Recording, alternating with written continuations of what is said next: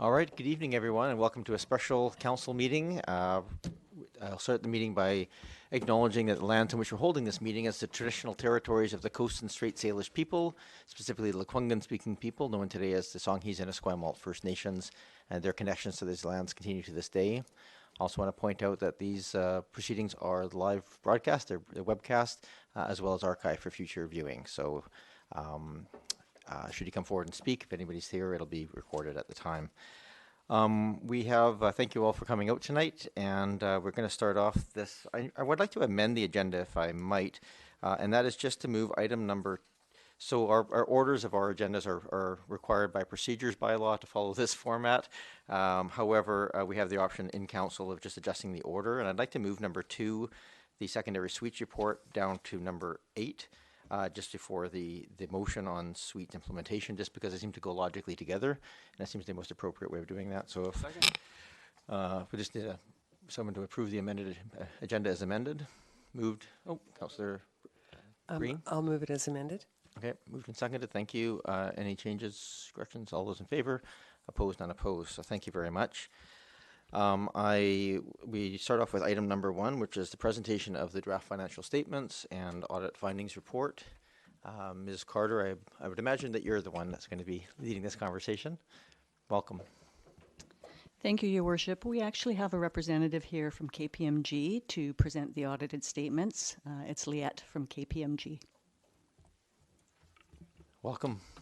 Sorry, was it Ms. Liette or first name Liette? Okay. If you want to just turn on your microphone, and then if you could just say your full name for the record and your company and in the microphone, and then we can get started. Okay. Hi, my name is Liette Batesemer, and I am an audit partner with KPMG, responsible for the financial statement audit of the district this year. Welcome. I had planned to present just the highlights of our audit findings. Okay. So in terms of the status of our audit, we are complete. We've performed our procedures. We are ready to sign our audit opinion once the financial statements are approved by council. We complete our discussions tonight. We'll also get a signed management representation letter that coincides with the date of council approval of the financial statements.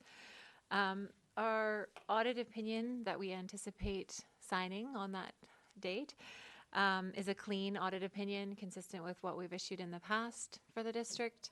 The audit opinion is included in the draft financial statements.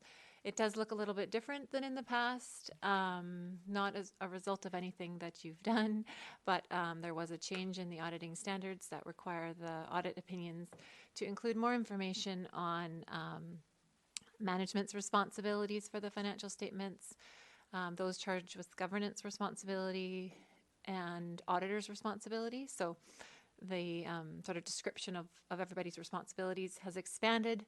As well, the opinion has moved to the very beginning of the report rather than at the very end. The materiality that we used in our audit this year was $900,000. So materiality is sort of the level to which an error could be in your financial statements and for us not to qualify our opinion. So when we determine that number, it is the number that we think would change a user's decision who was relying on your financial statements for decision making. So we can't tolerate any errors greater than 900,000. That being said, we perform our procedures to a much lower level, and we do report to council through our audit findings any adjustments that we identify greater than 45,000. So you hear about things much lower than the kind of global materiality figure that we've chosen. The risks we identified in this audit are only the required risks in accordance with professional standards. So around fraud risk of revenue recognition and fraud risk of management override, which we had to, like I say, in accordance with professional standards, identified. There were no other significant risks in our audit. We have addressed those risks through our testing of journal entries and retrospective review of estimates and found no issues. There are a couple new financial public sector accounting standards applicable for this year, which the district has appropriately adopted. The only one that sort of had an impact was contractual rights disclosure. So that's sort of the reciprocal of commitments disclosure that you're required. You're required to disclose sort of when you have signed contracts that require you future cash outflows. Contractual rights is the opposite of that. So where you have contracts signed where you have a right to future revenues or inflows. The findings or any corrections that we made throughout our audit are included in the management rep letter, which is included in the appendix to our report.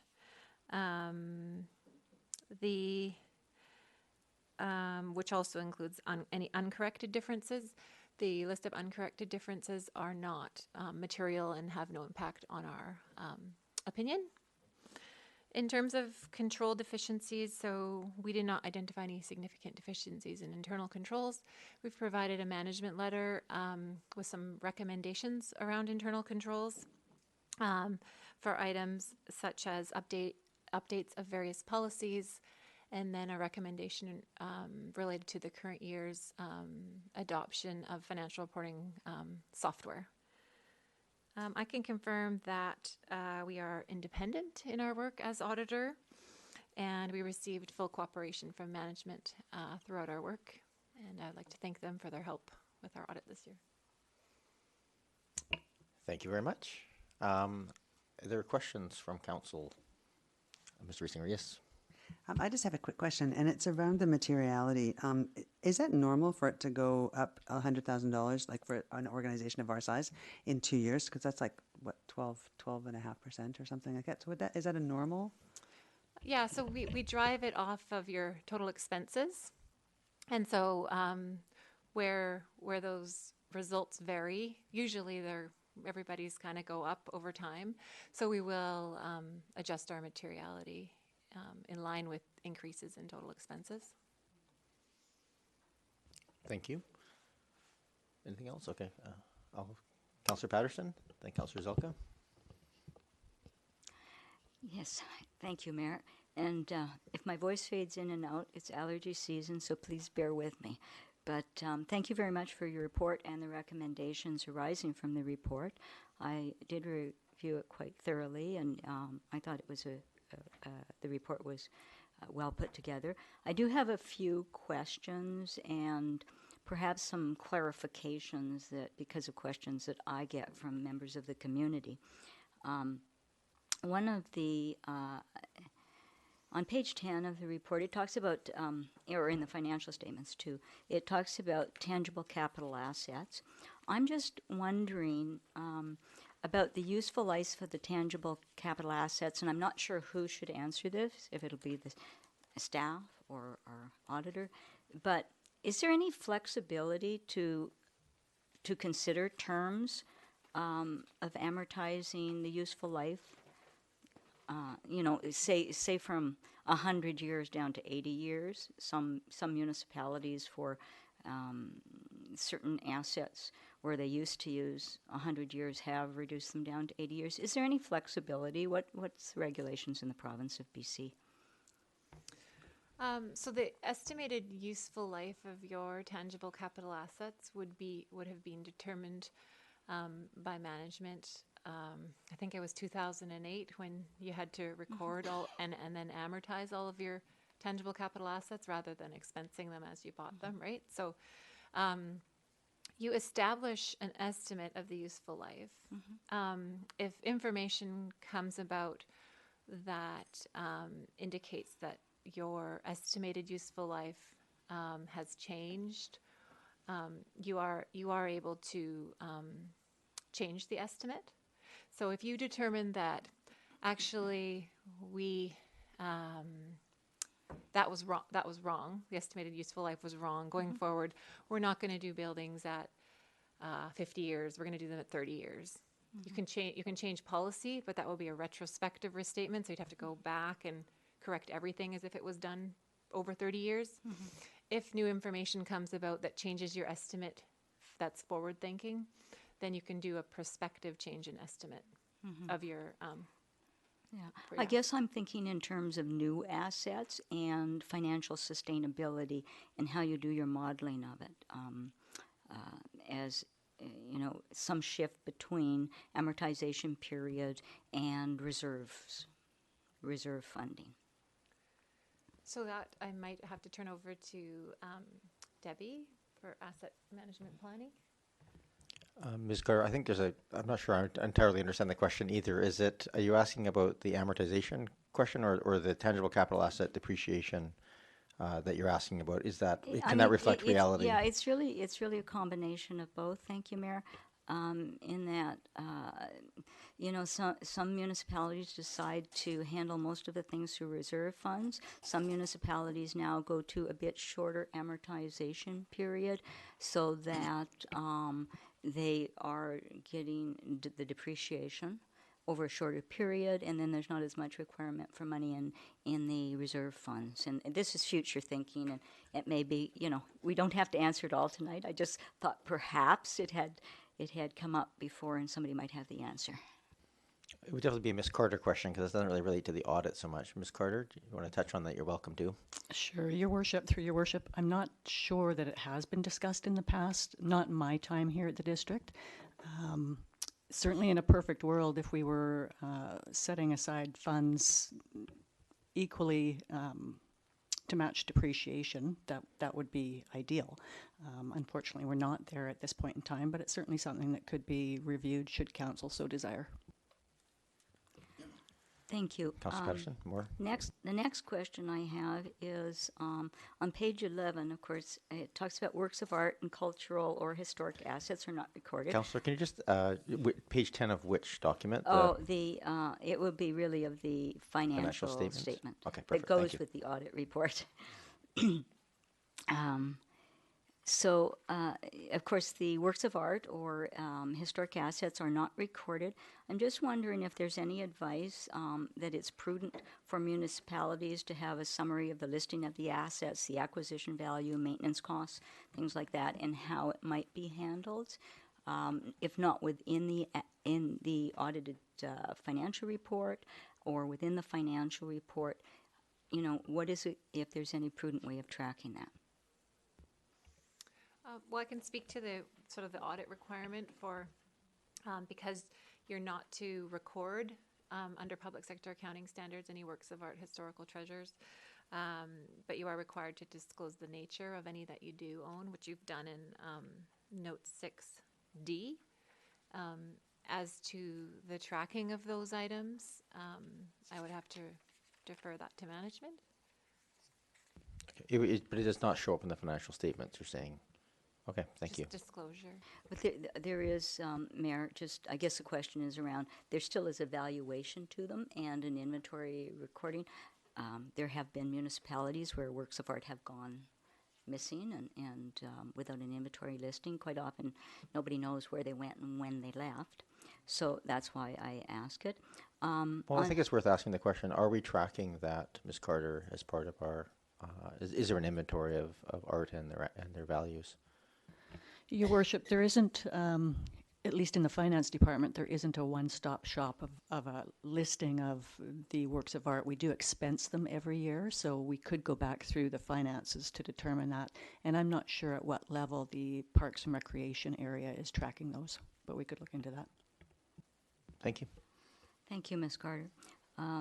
On page 13, it talks about the deferred revenue from the gas tax fund agreements. Does the audit require a statement of future use of the funds that are in the gas tax funds in any way? Is there any projections as to when the monies will be used?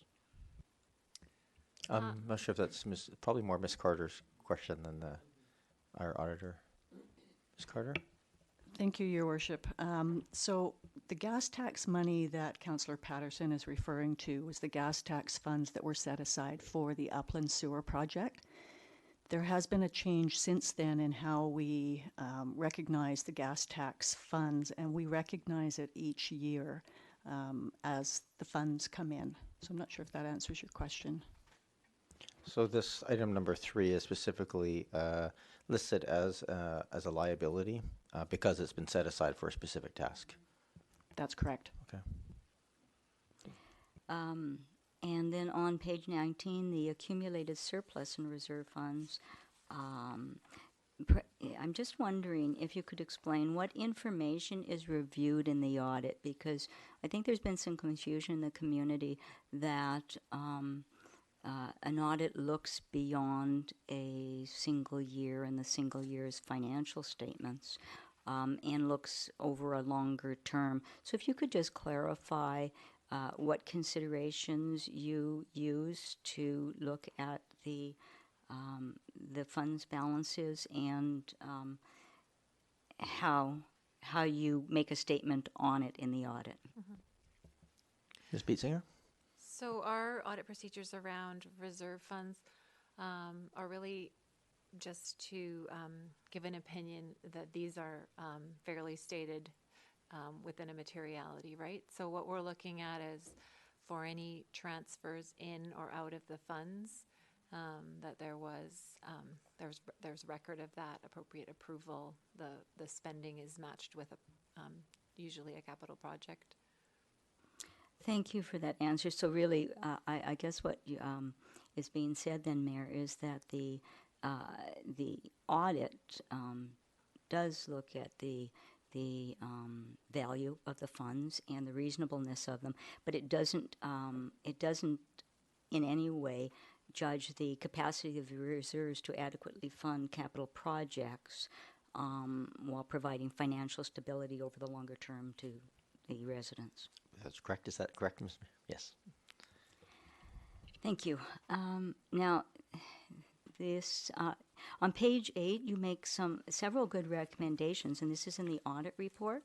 And perhaps I don't know if we want to discuss it now or at a later date. It's really a question for staff. There have been a number of recommendations that were made, and just wondering how we will define the methodology and timing of taking action on the items arising from the recommendations of the report.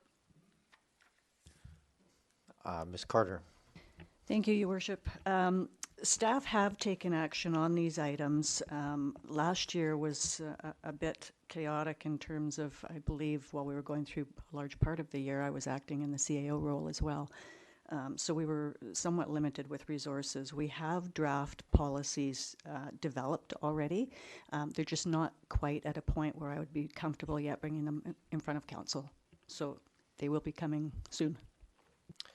May I just ask for my clarification, everybody in the room, when you say page 8, is that the page numbered 8 or the 8th page in the PDF? I just want to know if you're looking at the... It's numbered 8. The control observations. Sorry, it is of the recommendations are on an appendix to the auditor's report. Yeah.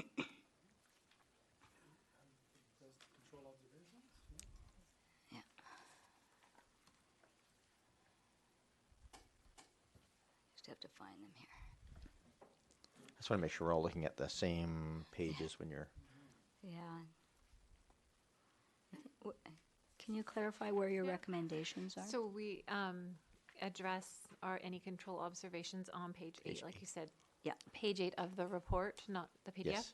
Yeah. And then included in Appendix 5 is a copy of our management letter, which is our formal communication regarding our recommendations. Perfect. Thank you. Thanks. Yeah, so it was page 8. Also on page 14 of the auditor's report, and I'm looking at the page numbers at the bottom of the pages. Perfect. Yep, that's great. Just for clarification, because I know you get the pages on the PDF screen coming up too. There's a statement that I found interesting, and it says that the auditor acknowledges that the financial information is not for general purpose financial information. Could you clarify what you mean by the term general purpose? Yes. Ms. Beetsinger? So this representation letter that we've given you a copy of here actually covers 3 reports that we issue for the district. So the first one being the main financial statement report on your audited financial statements. The other 2 are required by the province. One is on your homeowner grant treasurer auditor certificate, and the other one is around the school tax payments that you make and that you've complied with the regulations in the School Tax Act.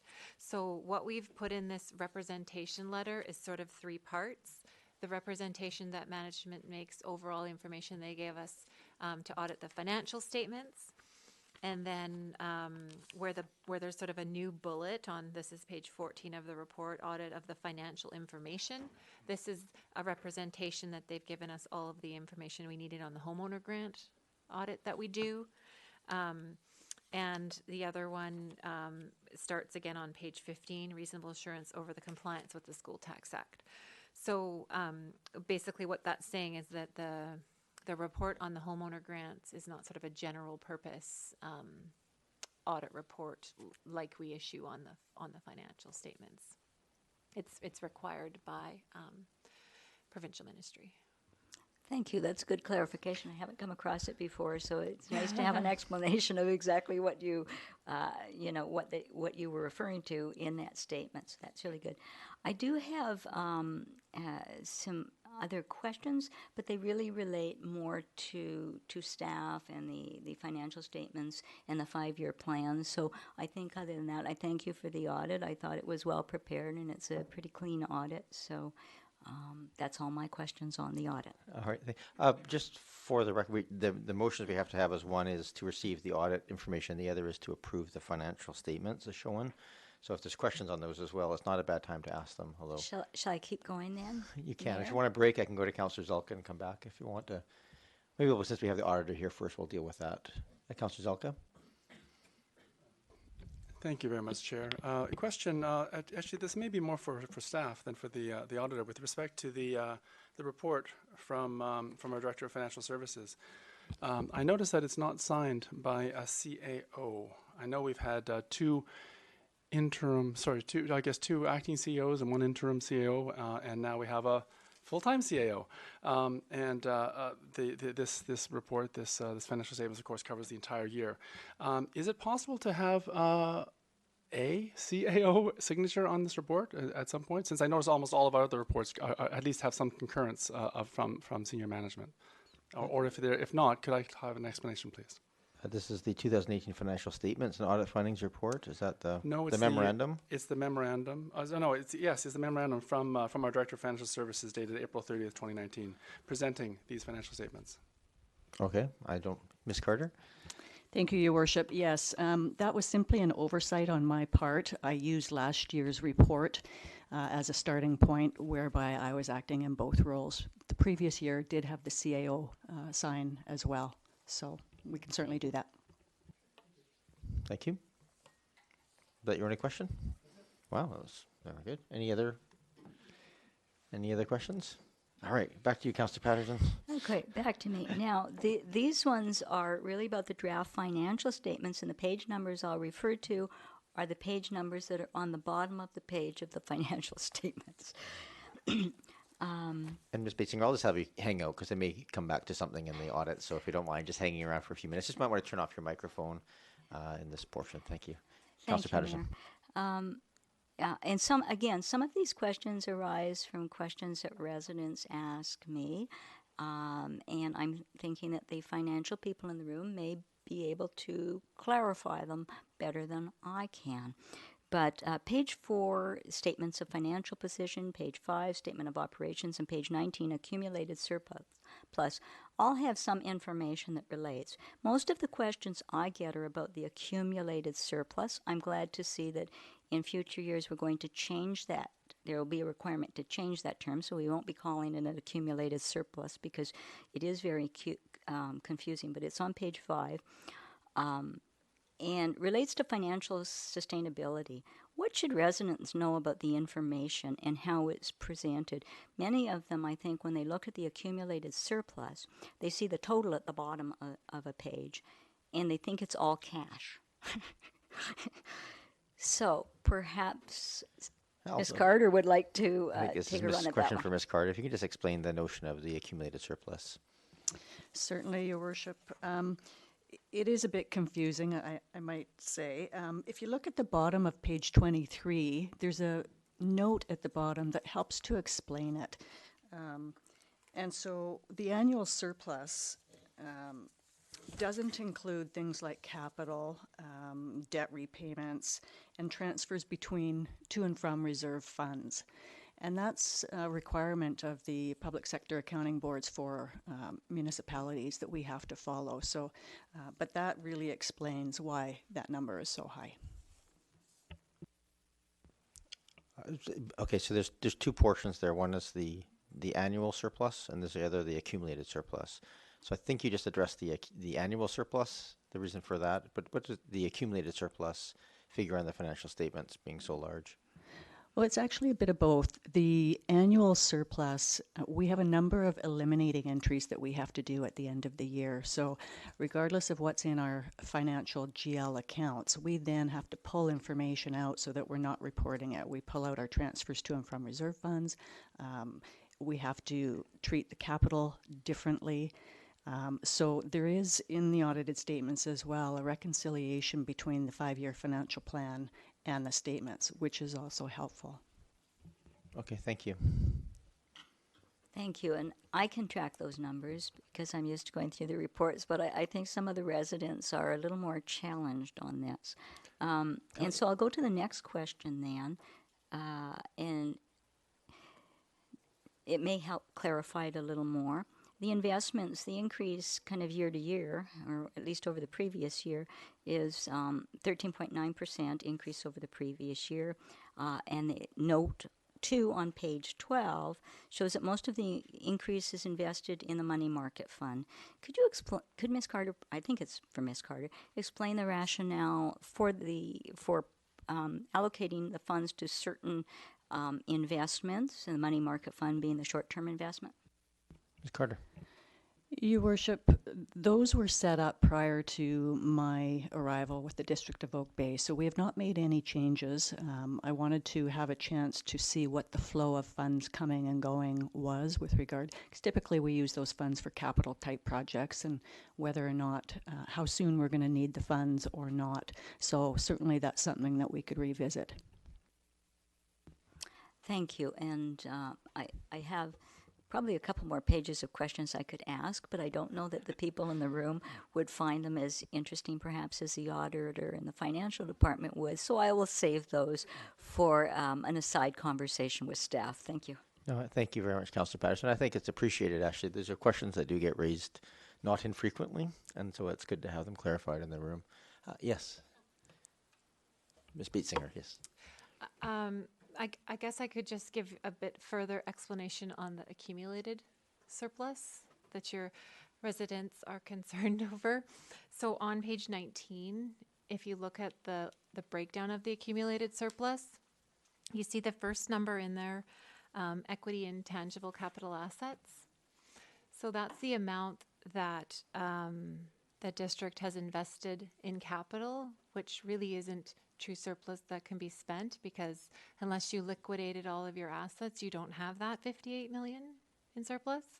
And all of your reserve funds, the 30 million there, you've already assigned specific future purpose to, right? So the only leftover surplus that you really have available is the 6.7 million, of which I think some of that has also been further appropriated for future operating purposes. So speaking of what really is available, you're very far from 95 million.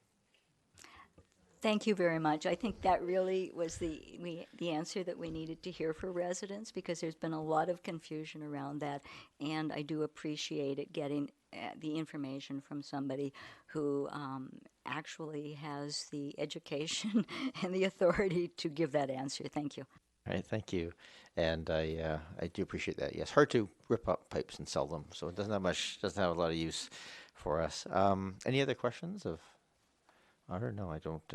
I do appreciate that clarification. I think that's one of the more important pieces for this body. All right. Oh, Councillor Patterson. Just as I said, I could have gone on, but I think that it at least gives confidence that I did go through the report in close scrutiny and detail and looked at every line on it. So I'm quite happy with the report. Thank you. Okay, thank you, Councillor Green. Thank you, Councillor Patterson. I'm not nearly as conversant as you are in budgets and numbers, but through you, Mayor, on page 8 of the auditor findings report that we referred to earlier, and there were some bulleted items there, are those unusual for a municipality of this size, or are these common? Would you find these in other municipalities when you're reporting out in this way?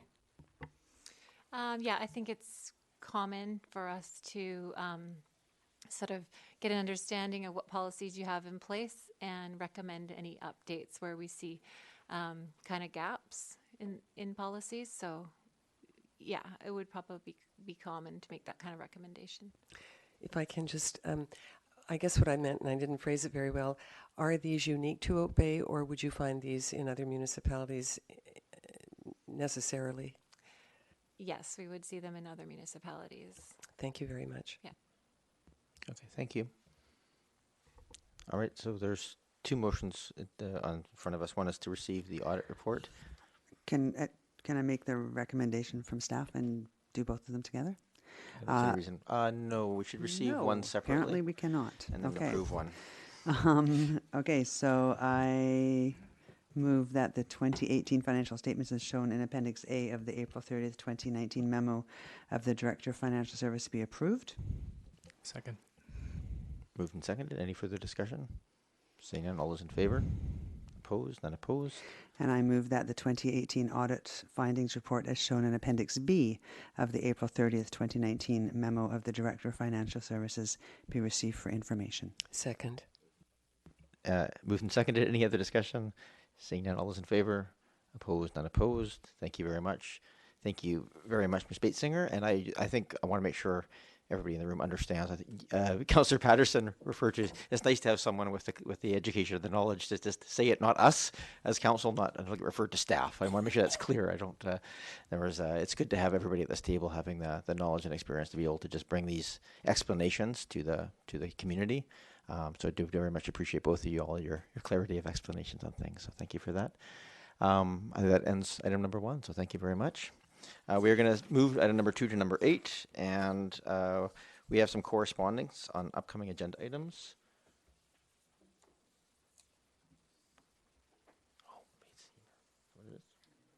Oh, there we go. Too late now.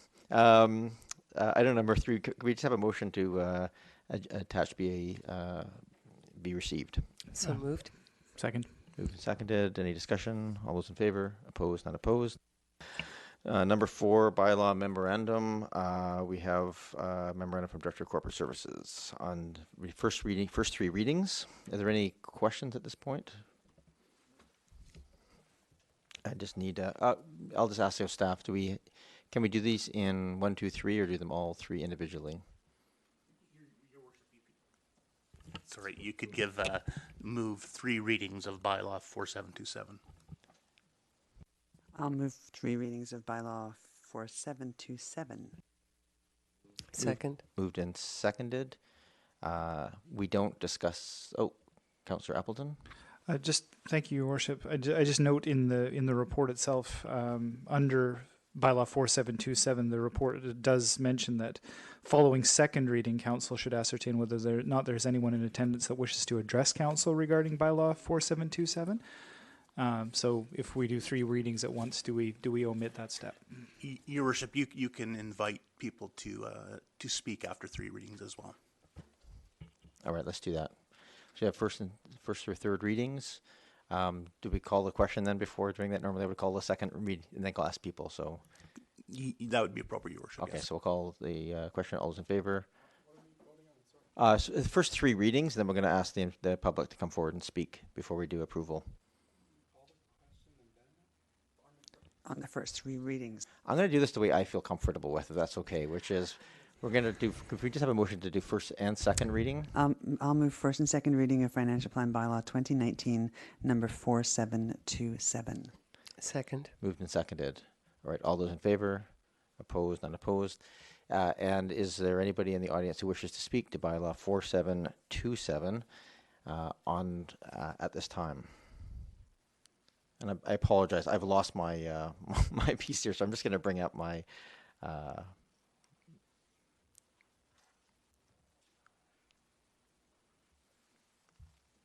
is there anybody who wishes to come forward? Seeing none. Do I have to call 3 times? I don't have my piece here. No? Okay.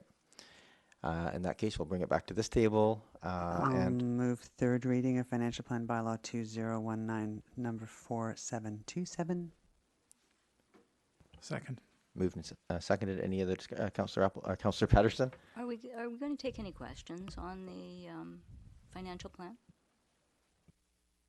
That was the invitation for the public to come forward and speak on. Yeah, but no discussion at council? I'll go back to the staff here on this one. We certainly can do it. It's usually after second reading. Mr. Jones? Your Worship, at any point of reading of a bylaw, council may choose to have a discussion.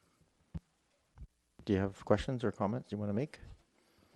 Well, it went quite quickly around, and you may not have seen my hand, but I didn't exactly support. My apologies. Yeah, support the financial bylaw, and I'll give a couple of reasons as to why, and I can certainly be motivated to change. I understand that this has to go through in order for taxes to be levied in the district, but I think there is enough support at the table that it will go through. But I'd just like to make a couple of comments. My concerns about the financial statements and the financial plan are that it is a 5-year financial plan, and I think that there are some things that it doesn't really address in terms of good decision making. And I give these comments really as an acknowledgement that we have some hurdles to get over with the financial statements, but I would like them to see them improve in the future. So the first concern is the inherent risks of limited human resources within the small local government. That is a concern, so much so that the BC Auditor General for Local Government actually had it in their auditing stream for the previous year. And if I look at our salaries and wages on page 26 of what we looked at in the statements, and I compare them to the 5-year plan, our salaries and wages are at about $21.9 million, and the net taxes available for municipal purposes on page 20 of the financial statements was about $23.6 million. So 93% of the net taxes available for municipal purposes is allocated to salaries and wages, and yet we don't have a real staffing plan identified, and we haven't identified any potential solutions to how to more adequately resource some of the strategic priorities going forward. And this has been a problem in past councils, and so I'm hoping that around this council we will be able to resolve that going forward. 5-year plan, though, doesn't address the problem. And I think the correspondence from Mr. Sultanum asks for more clarity, particularly on staffing plans and who does what, and I would add, who does what in which department.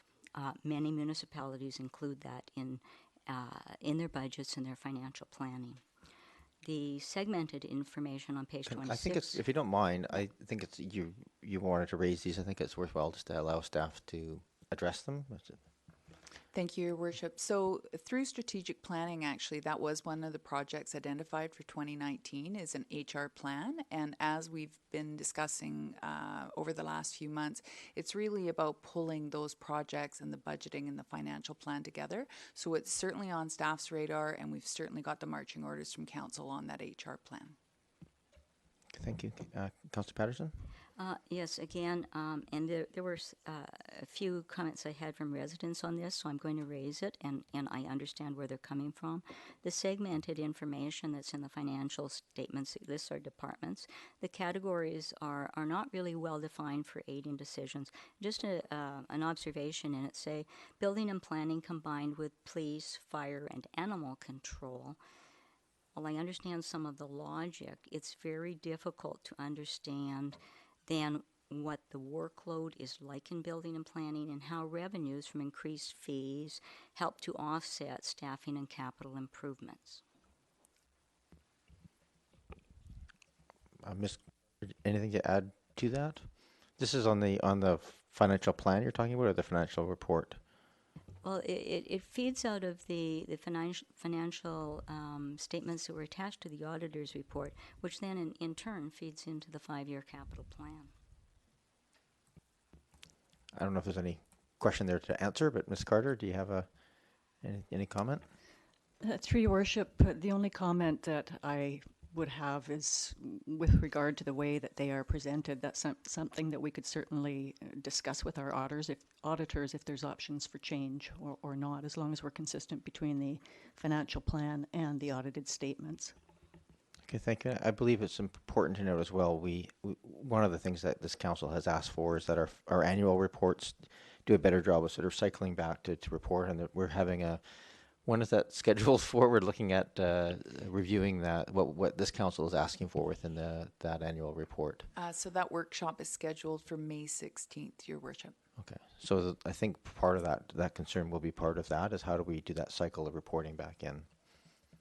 My last comment on it is that in the 5-year plan, there's no notes associated with it that show projections for future tax rates. And I think it makes it very difficult for the typical resident to understand our 5-year plan in the way that it's presented without having the knowledge to reference several other documents. And basically, I think for most residents and what they've relayed to me, what they want to understand is how the finances mesh with the action plan, which would really be our asset management, how it will affect them, and how it will affect their taxes in the future. So, and that follows through, I think, a lot with my philosophy of you can really only improve what you can measure. And these are the feedbacks of the questions, and I offer them as a way of perhaps considering the way we may want to choose to change the statements, change the 5-year plan, and do better budgeting going forward. Thank you. Thank you. All I would say is I think we can all agree that the 5-year plan isn't accurate necessarily at this point, but that's part of the process I think that we're undertaking over the next few years, is to get that much more aligned with the capital plans and pieces that we have going forward. So, Councillor Zelka. Thank you very much, Chair, and I appreciate this opportunity for just a bit of discussion in the general sense as opposed to specifically on the actual financial statements. I do notice that for this reading for 4727, the memorandum makes reference that this is based on staff reports, council direction, results of the budget simulator tool, and council strategic priorities. I just wanted to have some assurance that either what will show up in the forthcoming master plans or at the next strategic priority setting session, that all of those referrals that we referred to priorities in previous council meetings, which of course stretch back into previous mandates, yet are still active, that they will be brought forward in an active way. I got a sense that it was sort of a negative option approach was taken this year, no doubt because of our interim acting and then late full-time CAO process, I presume. But I do want to just be assured that all of that work that was done in the past to get us to at least start talking about some of these initiatives will be brought forward. Thank you. Thank you. They are not part of this financial plan. I can put that in there for sure, because they are not part of our current priorities. Ms. Varela? So to be clear, that was brought up that previous councils' projects associated with previous council's strategic priorities were not reflected in council's latest round of projects and priorities. And so I had given assurance at the table that I would bring that list back. Councillor Patterson was kind enough to give me that list, and we'll bring that back. And if council wants to add that for 2020, that's great. We'll just wait for your direction. Excellent. Thank you. Thank you. And just the way you worded that, I want to make sure we're clear. Previous council's projects approved and funded are undergoing. There's nothing being cancelled here. just things that were sort of put on a wait list of not automatically being brought forward. To be clear, that was part of the strategic priority setting that this council went through. And so the projects and the priorities saw a change. Projects that weren't brought forward by council at that time, I think there was a gap in the expectation was, were those to be included? So I think what we'll do, just for safety's sake, is we'll loop back, see if council wants any of those included, and we'll make sure we get those for next year's priorities. Thank you, Ms. Varela. All right, so we have any other comments, questions? Seeing none, we are,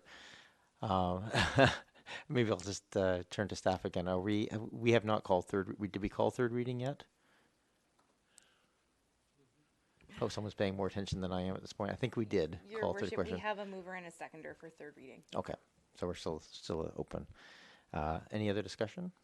Seeing none, all those in favor? Opposed? None opposed, thank you. And we don't do final reading at this point. Okay. I'll move first and second reading of the tax rates bylaw 2019 number 4728. Second. Moved and seconded. All those in favor? Opposed? Unopposed? Is anybody from the public wish to come forward to speak to us about the tax rate bylaw? Seeing none. Anybody at council wish to have any discussion? Councillor Zelka? I'll just ask, if I may, through you, if staff could possibly have any a sense of what our mill rate is in comparison to other areas, for example, Victoria or Saanich. If there's any sense of a comparison yet. Ms. Carter?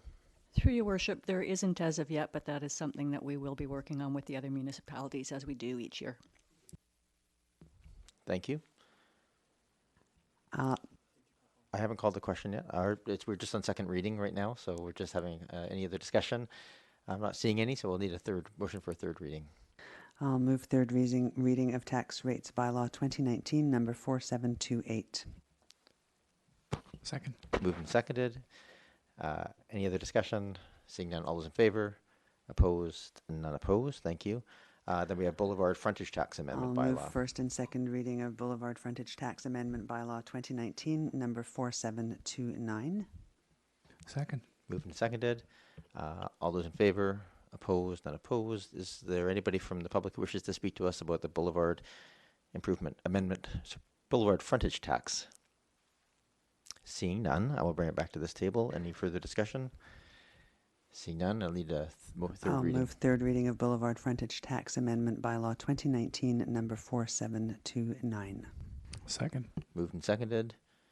Any other discussion? Seeing none, all those in favor? Opposed? None opposed. Thank you very much. I'm just going to get caught up on my piece here. We have now first, second, and third reading of... oh, sorry, I've already done those pieces. And onto...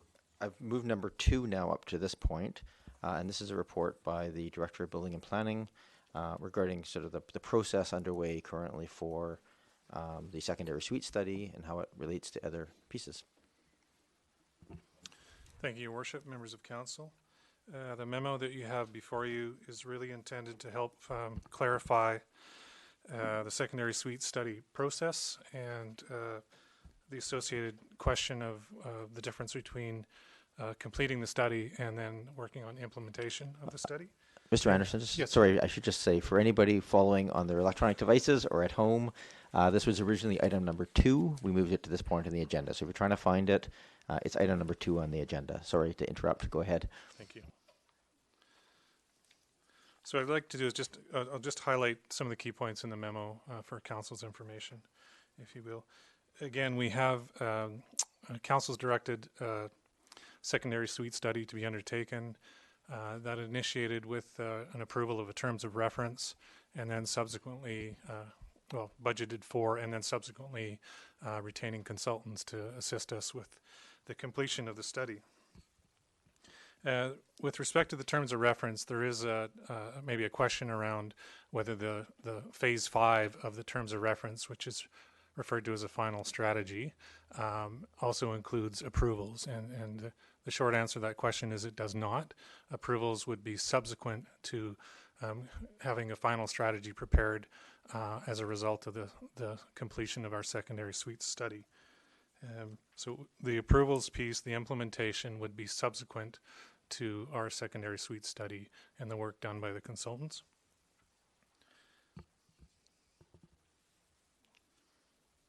I think I've probably stated it, but there really are two separate parts to this initiative that we're underway with. The first being the study, the second being consideration of how we would implement that framework for secondary suites, and that is the more typical, bylaw adoption processes and directions that we need to do to bring in, if we so choose, the approvals for new secondary suites and a program for addressing existing secondary suites in the community.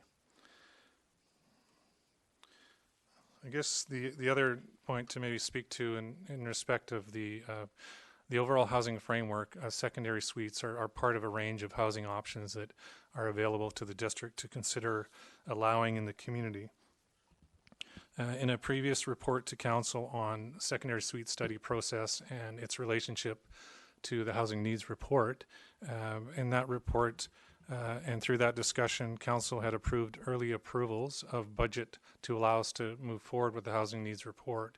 That also allowed us to have that information in place before we get to a point with secondary suite study where we need to make a decision, council needs to make a decision regarding how we implement secondary suites. So we have that set out as coordinated through council's direction, and that is how staff are moving on that direction. I think with that, that's an overview of the memo, and if there are any questions. No, thank you, Mr. Anderson. I appreciate it, and I also appreciate this being done, because I think there were some. It's hard to read that last part of the terms of reference to tell whether or not the approvals is part of the number 5 or separated from it. So that is helpful. I'm going to turn it over to council if there's any questions of staff. Councillor Zelka. Thank you very much, Chair. Question through you to staff with respect to the March 11th report where we approved up to $50,000 to initiate a housing needs report. And there was a suggestion in that meeting that the ending of that process would be, I believe, scheduled to end approximately the same time as the secondary suite study. If staff could possibly indicate either building and planning or possibly through to the CAO, just a curiosity, the minutes didn't seem to capture the fact that we were trying to coordinate these two. If staff could indicate where is it written that we were actually coordinating these two, please. I'll go put it to Mr. Anderson. I think it's ultimately in his role to see what happens. So, Mr. Anderson. So I think the key is the council direction to give early approval to funding the housing needs report. That was presented as the alternative of bringing the housing needs report study forward. So with that approval, that was clear direction for staff that we should advance the housing needs report and have it align in the end with the secondary suite study. So we thought the direction was clear with that early approvals budget approval in the context of what was contained in the report before council. Thank you, Mr. Anderson. Thank you. Just through you again. While I feel better hearing the words of the Director of Building and Planning with respect to the understanding, the actual minutes don't say that, and staff have to follow what the minutes actually approved, which will probably come through on the next thing that we vote upon in terms of the notice of motion aspect. I don't know whether it's worth asking about the brevity of our minutes at this point, but maybe I'll bring that up at a different time. Since with this red tape reduction process from our previous council, our minutes are now so brief. It is very hard for us to give, I believe, full nuanced direction to staff when what's in black and white doesn't make it very clear, I believe. Okay, thank you. I do appreciate this report, certainly, because it does help clarify the question. I think it's incumbent upon all of council to, if there's lack of clarity at any time, to ask questions of staff. either just personally or, of course, if it's of public interest, to bring it to this table. Councillor Patterson, you had a...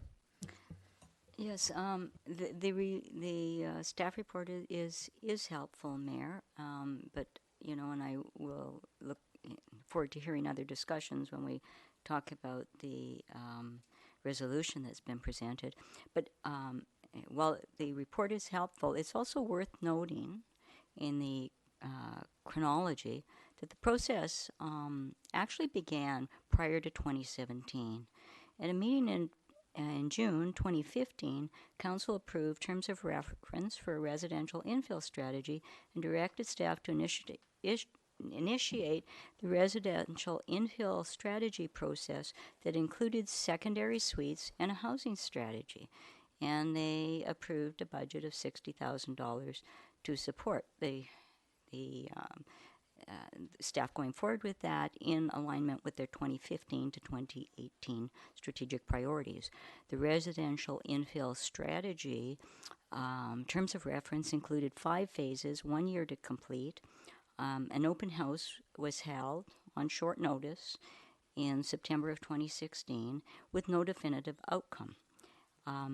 And everything then stalled, for lack of a better term, until 2018, when a new motion on secondary suites came forward. So, I think that's a critical piece that we shouldn't lose, because if we continue to follow the same path and expect different outcomes, it may not be successful. And that's why I'll be interested also to listen to the discussion on the resolution, which, in my mind at least, was a little more definitive. Thank you. I think Councillor Patterson, Councillor Green. Yes, thank you. And I just wanted to say to Councillor Zelka's point on minutes, we do have the webcasting, which has been a great boon, in my opinion, for these meetings. And it is very useful to go back and look at what was said. It helps with clarification, so that's another tool, as well as approaching staff for clarification. We can always review the webcasting, and I think that's a helpful tool for us. Thank you. Thank you, Councillor Green. Ms. Varela, did you have something to add? If I could just perhaps add a measure of comfort to that as well, that Council knows that staff has made the commitment, certainly since the time that you took office. We now have implemented the tool of resolutions and action items, and so there is clear tracking. I can't speak to what happened in 2015, but certainly we have a good commitment going forward, and I think that builds on a robust strategic planning process. Thank you, Ms. Varela. Councillor Braithwaite. Thank you, and through you, Chair. I'm interested to maybe throw this out on the table to see perhaps what might come back at me. But I find the resolution that's coming up next very confusing in the wording. But now that I've heard what Mr. Anderson just said, I'm wondering whether we actually need that resolution, or is it more so that it's already included in what staff is presenting in this secondary suites report. So I can't answer that. That's gonna. We'll get to the next item on the agenda, and we'll have that conversation for that specific piece. I think right now we can circle back to the report if necessary for clarity, but I think we'll deal with that separately. Are there any other questions of staff or comments, Councillor Zelka? Thank you very much, Chair. I appreciate Councillor Green's comments about the webcast, and I'd like to ask through you to staff with respect to the official status of the webcast. I don't know whether we need a ruling here or whether there's something in the Local Government Act or the Community Charter with respect to webcasts. Are they considered something that staff can act on?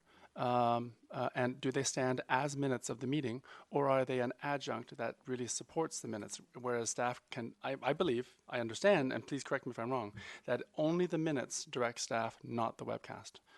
But please, through you, if staff could clarify that, please. Mr. Jones? Your Worship, what directs staff are the resolutions that come from council, and we follow best practice that we record the resolutions of council in our minutes, and we don't record opinions or advice or suggestions. We record the resolutions and act on those. I apologize if I could rephrase. If there is a resolution in the webcast that is not captured in the minutes, will staff act on the webcast only version independent of the minutes? I think I can answer that question. The resolutions can only be the minutes. But just to be clear, there is a lot of nuance and conversation, I think, that happens at this table that is there to help, inform staff, and hopefully they read between the line, the comments and the statements, and they make every effort to. I mean, the motions are always a bit bare bones, so a lot of this does come down. I think that's Ms. Varela. Your Worship, so there is a lot of discussion that happens at the council table, and that's reflective of good governance. Once that good conversation has been refined to a resolution, direction is clearly given to staff, voted on, and staff serves at the pleasure of council and are happy to implement. We just need the clear direction in the form of a resolution. So thank you. Thank you. Any other? Councillor Zelka? Just to follow up, if I may, in the report that was talking about the housing options process, in the actual report, it actually presented two separate options with respect to scheduling. So the point with the following notice of motion is that the results of the two options was not captured in the minutes. So if what is presented in the webcast is actually considered definitive and will be acted upon by council, by staff, then that's true. The following notice of motion isn't needed. But the minutes didn't say that. So that's why I wanted to clarify either now or at the next step. Thank you. Sure. I'm going to throw my 2 cents of interpretation. I'll go to Mr. Anderson after this. My interpretation currently is that there's been two resolutions that are guiding staff. One is the prior council's resolution to move forward with this terms of reference and fund it. The second is for this council has approved early funding of the housing needs report to coincide with the endpoint of that terms of reference, which, to be clear, does not include implementation, includes the strategy completion. So those are the two resolutions I believe that are guiding staff currently. The funding of both of the secondary suites and the housing needs reports, and the co-termination of that by the early funding piece. Is that Mr. Anderson? I'll turn to you to see if there's anything else that we're missing on those. Those really the only direction given to staff at this time. Your Worship, just maybe to clarify, there were, as Councillor Zelka noted, there were two options. It was really what we were doing and an alternative to that, and that was to advance the housing needs report. The trigger to advance that was the early approvals of the funding to let us go. So that's why I say from staff's perspective, there was good logic in that process, because the alternative needed to have that early approvals of budget. And so that was in effect council agreeing for us to advance that report. So I hope that helps a little bit. Thank you. I think just to be clear, what was in that original report was a timeline that had the housing needs report finish, I believe, sort of Q1 2020, and we felt as a council that wasn't adequate. They should finish at the same time as secondary suites. So to address that, we approved the early funding. And I think is that okay, I'm getting a nod from Mr. Anderson. Okay. So that's the direction we have currently at the table from council. This is a motion for receipt, but I want to make sure we're as clear as possible on the wording of this report and next steps. Ms. Varela, and then I'll go back to Ms. Green. Just a notation, Your Worship, thank you for the indulgence, that council should amend minutes prior to adopting if they don't believe the minutes actually capture the business at that meeting. So that is the review point for sure. Thank you. Councillor Green? Problem is going back and forth to staff. I get mixed up between the Well, Mr. Murdoch, thank you, Mayor. Just briefly, then, my understanding also is that so these two processes are working together simultaneously. Through you, Mayor, Mr. Anderson, do you have any concerns about staff capacity, workload, any of those things? Because I think your last report, and I was away, unfortunately, for this earlier discussion on this proposed resolution, et cetera, but do you have any concerns about capacity or workload? Your last report was kind of overwhelming with all of the active applications. So I just want to make sure that these tasks are not stretching your resources and that they are both doable. Thank you. Mr. Anderson? Your Worship, I have no concerns with proceeding with these two initiatives. Thank you.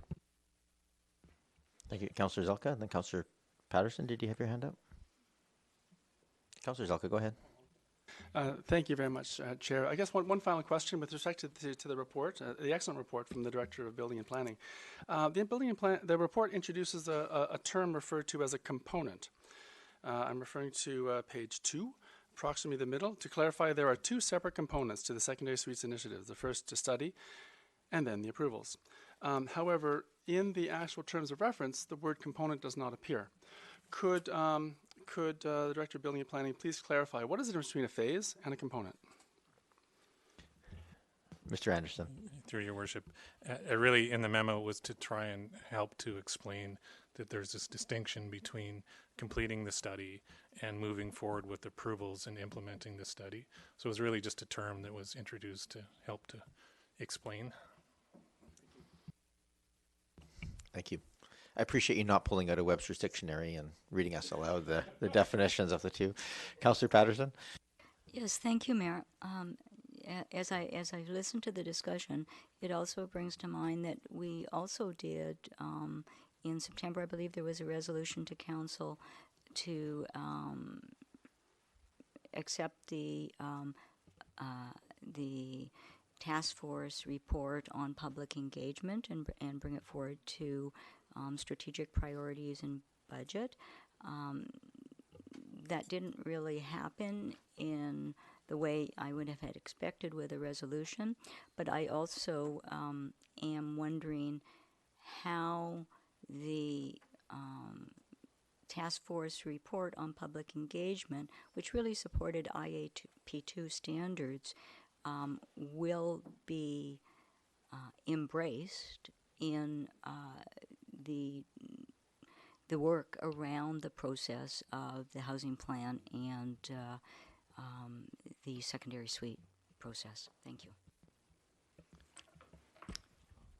I'll turn it to Mr. Anderson, and maybe you can just give a quick overview of there's consultation laid out in this plan, but Your Worship, could I step in on that one first, please? you may. So we actually do have an approval from Council for additional capacity for communication and public engagement. In addition to that, we also had Council endorse $30,000, an additional $30,000 in the budget. Certainly we see one of the first tasks of that new capacity when onboarded will be to look at that toolkit. We'll be bringing back a report to Council for direction because it's a very large list based on staffing and dollars. What does Council want to achieve in this future year? And then that capacity, that new resource, will also work with the directors to talk about messaging out things for the key projects. Certainly a number of departments right across the organization will make use of that body. So we'll be bringing that report back to Council for further direction. Councillor Patterson? Just so that I'm absolutely clear on this, then, in reviewing the recommendations from the toolkit and the task force report, we will actually be incorporating many of the recommendation guidelines of IAP2 standards, some of which didn't really have any financial obligation with them. They were just good, just really given as best practices. Ms. Varela?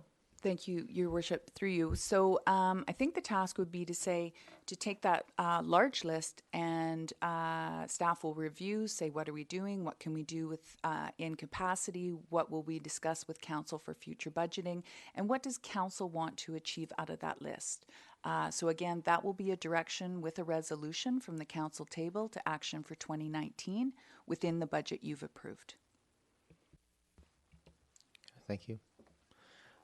All I would ask, and I want to just express my appreciation for, as in the initial open house held on the secondary suites, I appreciated the staff adding the framework that this is part of our overall housing discussion and needs. And I think it's really important for us as I think we've heard that loud and clear from this council that there's support for suites, but it's important to look at the broader housing needs as part of that. I think we've made those resolutions to get us there, and I do appreciate this report to kind of outline some of those steps that have been taken.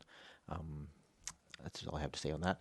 But I think that public consultation piece, it's really important for us to be clear in terms of what it is that we're doing, so that there's a clear understanding of the steps that are being taken. Is there any, we just have a motion to receive on this one. Is there any other questions or comments on the report? Councillor Green. On the secondary suites project, let me just add a few comments from my perspective, because I do have a unique one. I served on council in another community where we actually implemented secondary suites. They had never been implemented before, and we dealt with quite a bit of public pushback at the time. So what we did was we launched a pilot in an area, in a neighborhood that was willing to take the pilot, and they had sewer servicing. That may sound funny to you, but half of North Saanich at the time was still on septic systems, so we could only do this pilot project around secondary suites where there was full sewer servicing. I will tell you the project was very successful, and today North Saanich has approved suites across the community.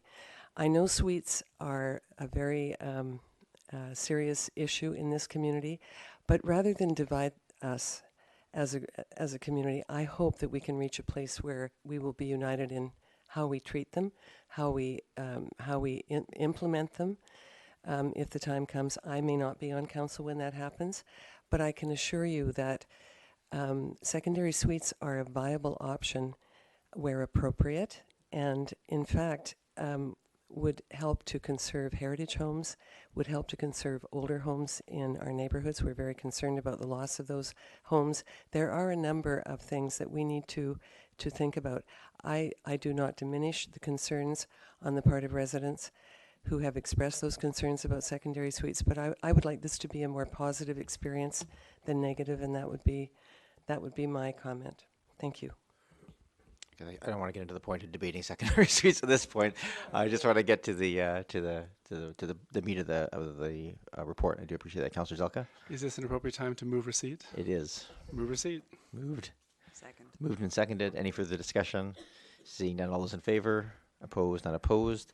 And the last on our agenda tonight, we have a motion from Councillor Zelka. If I may. Thank you very much, Chair.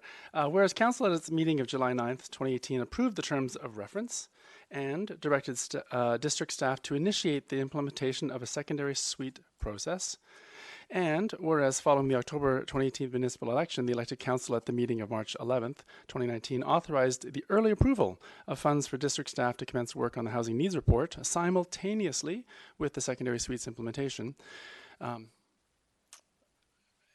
Therefore, be it resolved that the final approvals terms of reference phase of the secondary suite study be deleted, and that the council consider recommendations for this final phase of secondary suites in conjunction with the housing needs report.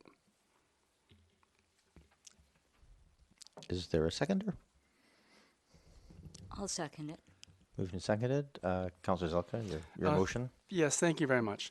This motion makes reference to the final approvals terms of reference phase. And what I found out from the wonderful report from the Director of Building and Planning is that the final, what I refer to as the final approvals phase, he refers to as a component.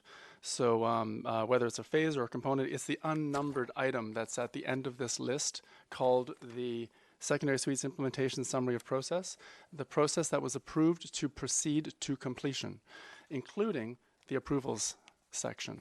And that was not my understanding when we went forward at the time. I would definitely do not want to stop the report. I don't want to stop the contract. I want to see what the urban systems have to say. And at the same time, once we have that report, wait for the opportunity to have the full housing needs report, whether it gets contracted out, I'm not sure, or whether staff does it. I'm not quite sure what's going to happen on that side. But I definitely would like to absolutely, definitively be assured and have the minutes reflect that we will not move to approvals phase until we have a chance to see the housing needs report. That's the essence of what this motion brings forward. Thank you, Councillor Zelka. go to Councillor Green. You had a comment. I just actually want to make actually one comment here, 'cause something that just in reading this here again, I'm just realizing it's asking that to direct future council in conjunction with, and I'm wondering if we need to word that slightly differently to direct staff to incorporate or to join those two the secondary suites with the broader housing consideration simultaneously. I'll just leave that as a question, but it just occurred to me that there's a direction to future council in here that might be a little bit problematic. I don't know if staff have any comment on that. I'll leave that to sit for a minute if anybody on staff has a piece. Councillor Green?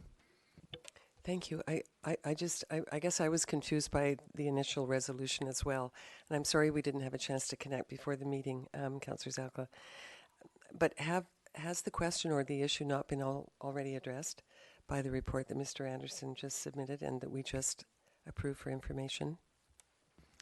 Councillor Zalka, I will note, true procedurally, we have now received officially the report from staff, that has that. Councillor Zalka? Yeah, so the current motion on the floor is this one, not the previous report. But a couple of points. I do not believe that the issue has been resolved because the minutes do not reflect. The direction to staff is to go through to approvals on the terms of reference of the secondary suite study. That is what has been approved as of July 9th, 2018. So the only aspect of this report, the working aspect, is really to drop the approvals aspect, not to affect the contract in any way. I do also wish to point out that if there's any concern with what proceeds after the semicolon with respect to a consideration of what future councils may or may not do, I don't believe this actually tells future council what to do. However, if that is a concern, I have no problems with dropping the last, everything after the semicolon that begins with, and that council consider recommendations. Okay, well, we'll just leave it as it is for the moment. Ms. Varela, did you have something to add to the? I just want to be clear, Your Worship, that while I think the confusion is resulting from that chart, the actual terms of reference with the consultant does not, it doesn't include the approvals process as far as developing the bylaws, those sorts of things, the public hearing, all that sort of stuff. That is actually going to be handled in-house by staff. So the terms of reference actually end prior to that approvals process, which is why it wasn't numbered. I think the confusion is actually coming out of the chart. If council wishes to proceed to the end of the terms of reference for the consultant as you're currently speaking, there is no need to amend the terms of reference. The direction I believe I'm hearing is that you want to make sure the two initiatives are carried out in tandem, and that council or that staff is does not proceed to approvals without subsequent direction from council. So that would be another resolution on the floor at the time it was brought forward. Councillor Zalka? Yes, thank you very much, Chair. Again, I have no desire to affect a contract. Whatever Urban Systems is doing, Urban Systems will continue to do with respect to what the contract says. The contract essentially is a subset of these terms of reference. It is not the complete terms of reference. These complete terms of reference, however, make reference to approvals. That's the only concern that I have, that I would prefer to see the word approvals dropped from the terms of reference only. Don't touch the contract. It's as simple as that.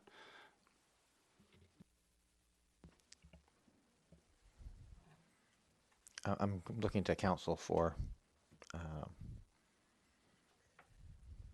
so that chart forms part of the terms of reference. I think is in fairness part of that piece. But Councillor Green, through you to staff, are there any technical issues with dropping? I mean, are there any implications that we should be aware of if that is technically dropped? I think Councillor Zalka is saying he's concerned. He doesn't want to impact the contract or impact the work per se. He just wants clarification on that particular issue. But is that going to pose staff or the contractor a problem? Certainly, as noted, Your Worship, it doesn't impact the contract with the consultants. In staff's opinion, the direction is quite clear. We're not proceeding to the approvals process until we have council direction. And I think it might be sending an interesting message regarding we're doing work to look at a framework for secondary suites and we're now removing that we would consider an approvals process associated with that. So, I mean, it's really just deferring, I guess, the discussion on when we get to that point, are we going to be proceeding with implementing or not secondary suites? So those are my comments, Your Worship. Thank you. I think the issue here is just we want to make sure it's clear that the intention of council is to co-terminate these two processes and consider suites as part of the broader housing needs in the approval process. I'm Councillor Patterson. Thank you, Mayor. And I do think I thank Councillor Zelka for bringing forward the resolution, and Councillor Green for the comments. And I think we are getting some clarity, so this is a worthwhile discussion to have. And I think there are important conversations we need to have in the community. And really, with the introduction of Bill 18 and the need for a housing needs report, which was a catalyst for us doing the early approval for the extra money, requires specific information including current and projected population, household income, significant economic sectors, and currently available and anticipated housing units, including information about the types of housing units. And then once completed, that the publication of the housing needs report must be freely accessible to the community. I really like that framework in the guidance it gives to provide information, and that it ensures that the information will be freely accessible. I, as was Councillor Zelka, was confused, and so certainly the staff report brings greater clarity, but in reading the terms of reference, it didn't demonstrate that the secondary suites was going to be done in conjunction with the housing report.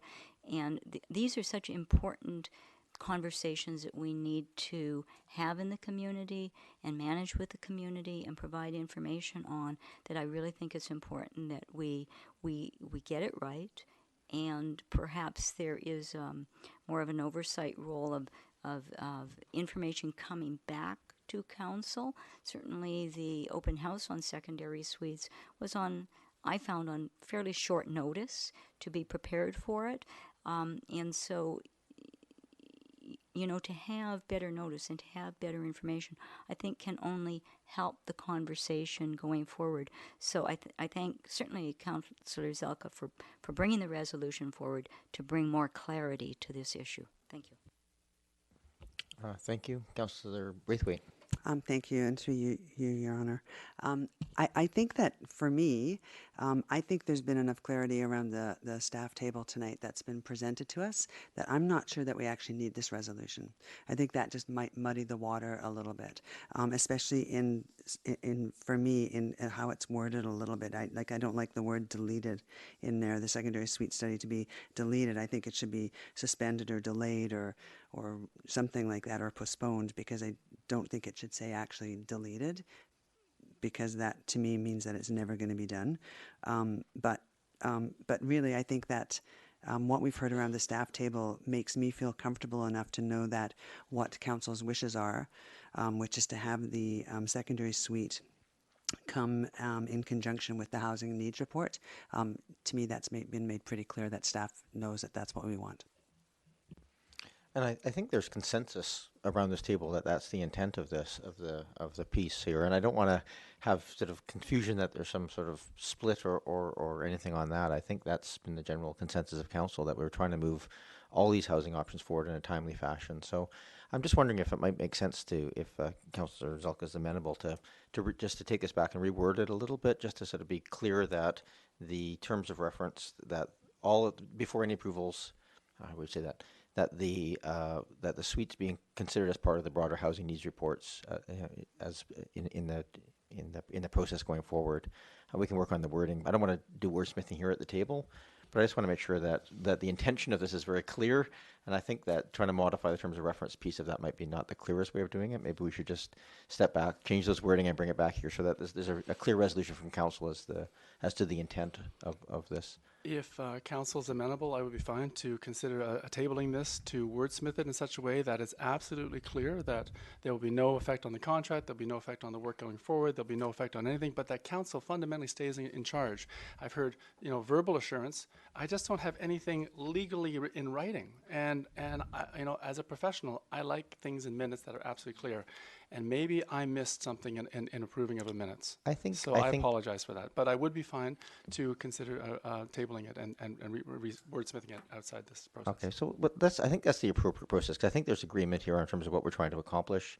I think the wording here is a little convoluted in that sense, and no need to apologize. I don't think you missed anything. I think this is the intent here is to have, if there's lack of clarity, then it's our job to make that more clear. And if a motion does that, I don't think it changes any of the actions going forward. So we can have that. So we just have a motion to, what would be the appropriate motion here if it's going to be taken away and possibly changed before it's brought back? Is it to table it or to defer? If you could just refer that to the next meeting, Your Worship, or at a time that suits Councillor Zelka. Okay. So if we get a motion to refer to the next council meeting or the next meeting that suits Councillor Zelka. Motion to refer. Moved and seconded. Any further discussion? Seeing none, all those in favor? Opposed? None opposed. Thank you very much. Move adjournment. Moved. Second. Seconded. All those in favor? Opposed? None opposed. Thank you, everyone.